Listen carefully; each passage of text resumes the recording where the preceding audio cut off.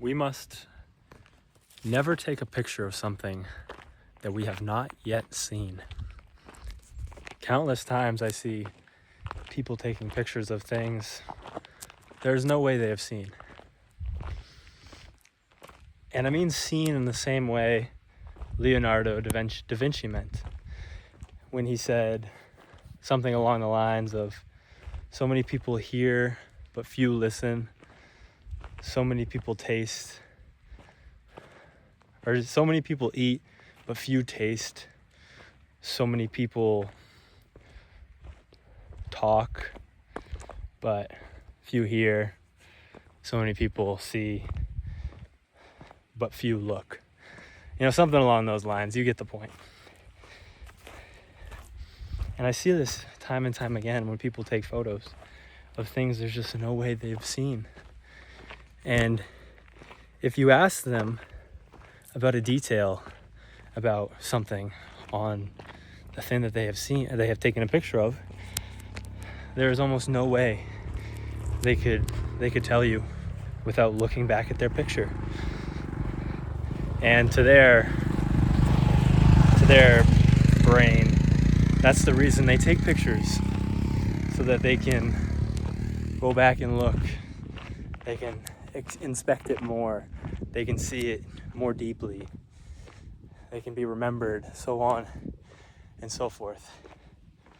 But how few people actually go back and look at the pictures that they have taken?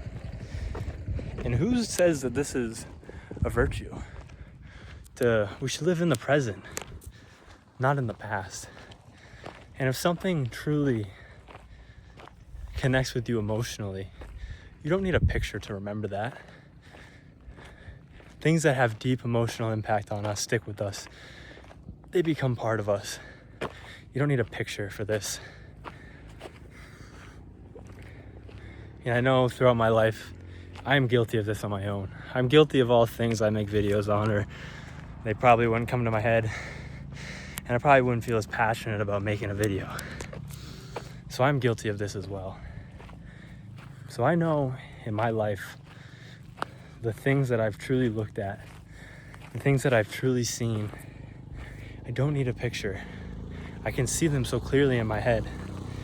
I remember once I was on a road trip, and I was in Oregon, and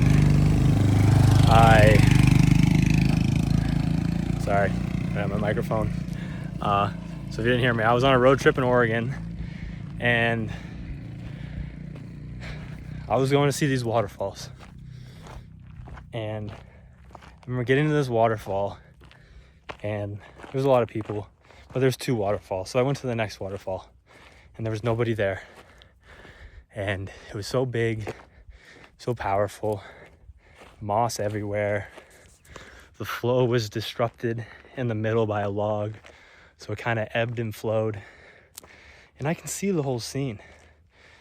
I can see the rocks sticking out underneath the waterfall. I can see the rocks at the top of the waterfall leaning over the edge like a place one could stand. I don't need the picture I took of that place after 30 minutes of looking, after I finally seen it, to remember what that place looks like. But on all those things that I just took my phone out and picture, I can't even tell you a single detail. And that's what I mean. That's what I mean when we need to see things. That's what I'm talking about. If we truly see things, if we're truly present with these things, we don't need photos. You know, the photo is a relatively new invention. For so long, we lived without it. And now people act like they can't see a beautiful sight without capturing it. For what? So you can look at it later? So you can be remembered of something? As I said, both these things already happen if it's truly powerful. If the emotions that's come up through you are truly that deep, they sticks. But we know this. So why do we take pictures? It's because of this day and age with the plague of social media. And this is personally why I don't have social media. Yes, I have YouTube to post videos like this. Yes, I show cool places that I'm in. I like to record in these places for more than just that they're beautiful. For I feel like I think best with a vast horizon. I also, some of the only times I can find quiet time, a place where there isn't noise, is when I come to places like this. And I enjoy this a lot. And when I'm walking, I have some of the best thoughts. When I'm walking with the vast horizon, I have some of my best thoughts. I remember some of the best things I've ever thought. And I like to bring them to you guys. But people who post on Instagram, on Snapchat, it isn't for this reason. It's so they can say, oh, look at me. I'm so cool. I do fun things. I see beautiful places. Things of that nature. I'm an explorer. I'm an adventurer. I have money. Whatever the idea that they're trying to push. And that's why I don't post. If I don't have Instagram, I don't have Snapchat anymore, because I saw it inside of me. I saw the urge to take a picture of things, to post, to say, oh, look how cool I am, to show that I travel, to show where I am, to show what I'm doing. And people proclaim this is why they do it as well. But they proclaim it as virtue, saying they want to let their loved ones keep up with what they're doing, say that they want their friends and their family to know where they are, so on and so forth. How foolish this is. Do you have 1,000 friends and family? Because you have 1,000 followers. Is that person you're looking for who liked your photo, are they really a friend? Are they really family? Or is it to impress somebody, to have this air of mystery about you? And I see this in myself so much. You know, I've backpacked Europe. I've hiked in the Alps. I've hiked in the Dolomites. I've been to Thailand. I've surfed in the Philippines. I'm now in the mountains of Vietnam. I've been in the Sierra Nevadas. I've been to California. I've been to Banff. I've been to all these beautiful places. I've seen all these amazing things. I've had all these amazing experiences. And every once in a while, you know, that ego in me, you know, like, maybe you should post this one. And the intentions are never good. And I can only assume it's the same with other people. My intention is always to look cool, to be seen as somebody who does cool things, to be seen as somebody who's, you know, looking good, you know, whatever it may be. And I don't like appealing to that person in me. That person is not who I want to be. And that person I don't think is who anybody should be. So I see those attentions in myself. And those are the only times I feel like I should post what I'm doing. So I don't post. Sure, I have a group chat with my family and friends, true family and friends. There's only 12 people in it, 15 maybe. And I send pictures to that. I try to send pictures of things I've only ever seen, but as I said, I make videos on my problems. And I too take videos or take pictures of things I've never seen.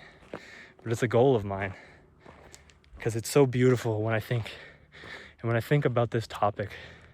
I go back to that time in Oregon when I saw that waterfall, because I consciously made the decision to see that waterfall, to be present with that waterfall.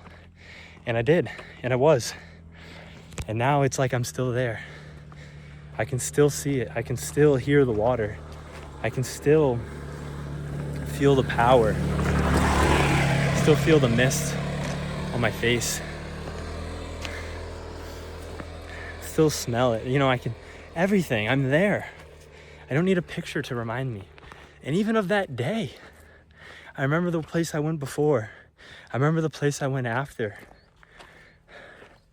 I remember the drive I was on, the bridge I went over, the stops I took, where I was before.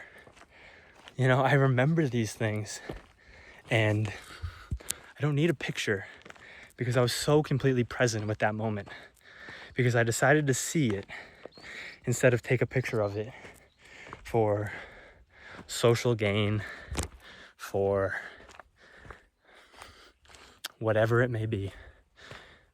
And that's mostly the main thing I want to push in this video, is that people do this to post on social media.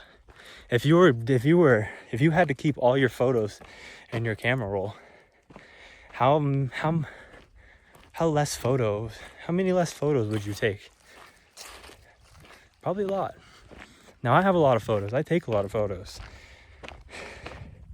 But I can only imagine how much more I would take if I had this notion that I needed to post. If I had this idea that people need to know what I'm doing, where I am, when I am, like, doing it, how good I look, whatever it may be. And then you get in your own head about everything. Who liked it? Who hasn't liked it? Who commented? Who hasn't commented? Should I posted this one? Should I posted that one? Do I look fat? Do I look jacked? This, that, and the other. Thoughts divine creatures should not have. You think these guys care?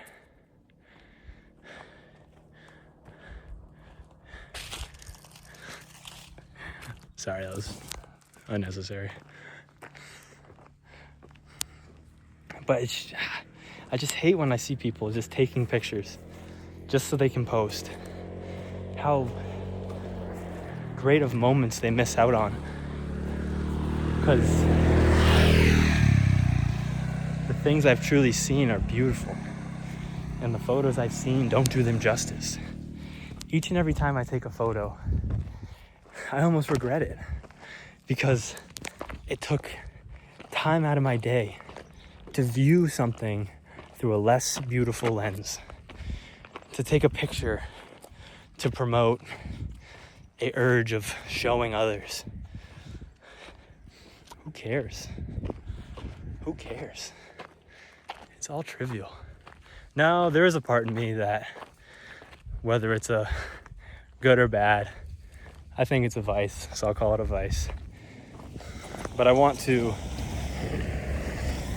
One sec. But I want to have some cool pictures for when I'm older, so I can, like, look back on my youth and, you know, have them printed out and be like, oh, like, you know, maybe show my kids, like, oh, this is me. You know, that was why I had long hair for so long, partly because I wanted to go through a long hair phase in my youth, and that shit got annoying and it looked stupid, so I had to get rid of it. But, you know, part of me takes pictures for that reason. You know, and I'm like, you know, I'd like to see this when I'm 60, or not even see it, show it, because I can see all the things I've lived in my mind. I don't need a picture. But I know I've seen old pictures and I've been like, wow, you know, that's cool. Because, you know, it's cool to see old pictures of, you know, family or friends or whatever it may be. So for part of the reason I do it is because of that. But yeah, and it's probably a vice. I probably won't live to see the day. And I probably won't even have kids, so. But I digress. Do yourself a favor. Do the world a favor. Do God a favor. And don't take pictures unless you've first seen it. And after you've seen it, if you deem it worthy of a picture, be my guest. But I won't sugarcoat it. I don't think you should have social media. Instagram, Snapchat. Even YouTube's corrupting itself with Reels. I mean, we're only so strong. We're only so strong. Even, you I catch myself scrolling through reels sometimes, and I'm just like, why YouTube? Why did you put reels on here? And people think, it's like when we go into these social media apps, imagine it like a game of chess. You're going to play a game of chess against somebody who you think only knows the basic rules of chess. But instead they're hustling you, they're sandbagging you. And actually they're a grandmaster. And they know the games of chess inside and out. And that's basically what happens each and every time we log on to social media. Each and every time we log on to social media, we are being bombarded by people who are masters in psychology, masters in human nature, to get us to scroll, click, because these apps are free. So attention is the currency, and attention is everything, and we give it away. And we think it's a fair game. We think we go on these apps and it's fair, but it's not. It's not. They're set up as dopamine machines, slot machines, gambling, refresh, dopamine, bad, good, everything. It's not fair. It's not fair. And we don't understand that. And we don't realize it. And you only see once you delete your social media, you only see then how bad it all is. You only see then how much of your time was spent wondering about this, that, or the other. How many books you could have read, how many thoughts you could have contemplated, how many things you could have reflected on, how many scenes you could have truly have seen, how much exercise you could have done, how much health, how much knowledge, how much wisdom. All these things are destroyed by social media. And it's truly a pity. And no one's going to come to save you, so you have to save yourself. You have to realize that this is killing you is killing your soul. And no one's going to come save it.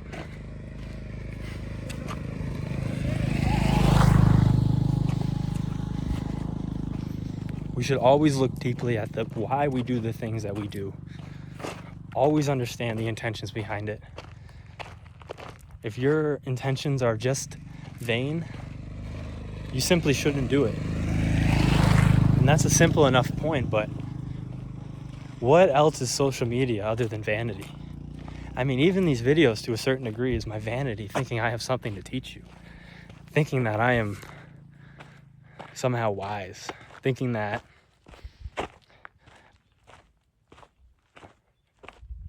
thinking I could benefit you. There's vanity. But at the end of the day, we have to trust ourselves. We have to know ourselves. And I believe my vanity is warranted. So, call me prideful. But at least my vanity is in wisdom, not in appearance, not in wanting to post so I can get more likes, have more people talk about me, have,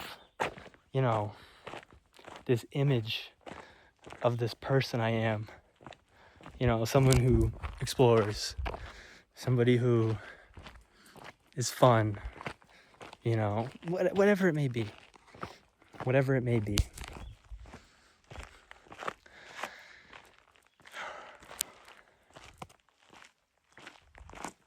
Knowing why we do things is so important. It is so valuable. Because it can stop us from so many vices. When I realized the reasons I had Instagram, the reasons I had Snapchat, the reasons I had TikTok, it wasn't easy, but understanding that I had to get rid of them was paramount. It's easy to see. Paramount was not the right word, sorry. It was easy to see. So I acted, and my life changed. I remember the day I did it, and I think if I didn't do it, I don't think I'd be here talking to you right now. I don't think I'd be talking to you right now. I don't think I'd be in Vietnam right now. I'd probably still be working the job that I didn't like, living a life I didn't want to live, waiting to die. And it seems pretty dramatic to say that's all downstream from social media, but it doesn't seem like a stretch to me. It doesn't seem a stretch to me, because I know the type of person I was with it, and I now know the type of person I am without it. But I'm just beating a dead horse. So beware of social media. Only take pictures of things you've seen. Realize why you do things, your true intentions behind them, and be as virtuous as possible.